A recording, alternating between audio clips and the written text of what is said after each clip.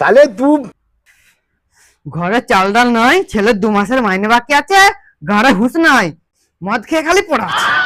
খাওয়াতে পারবি না কালে কি করতে বিয়ে করেছিলিস শুয়োরের বাচ্চা? ও বিয়ের আগে বাবু সোনা, এখন আমি শুয়োরের বাচ্চা। বিয়ের আগে যদি জানতাম তুই মদ খাস, বিয়েই করতাম না রে পাঁটা। বেশি গাঁড় জ্বালাস না, তুই নিজের কাজ কর দিয়ে পাঁটি। নারীকে সম্মান দিতে পারিস না, কিসের মরদ তুই? এখন তো শব্দ আমার। বিয়ের আগে বলেছিলিস একটা জিনিস দুজন মিলে ভাগ করে খাবো, এখন ঘরে মুড়ি পড়ে আছে, সেটাও তো জল দিয়ে ভিজিয়ে খাচ্ছিস না। আরে নিজের ইচ্ছায় কেন বিয়েটা করলাম? মা বাবার ইচ্ছায় বিয়েটা করলে টাইমে টাইমে ভোজন, টাইমে টাইমে চড়িয়ে দেবো। চুরিও দিত। মেশিনে বকে যাও, বাজার করে নিয়ে এসো। তুই খাবি, তুই বুঝে লেগা। তুই গাঁড় মারা গা, আমি চললাম। দুপুরবেলা আইরে পাঁটা ঘরে, পুটকিটা বাঁশ ভরে দেবো।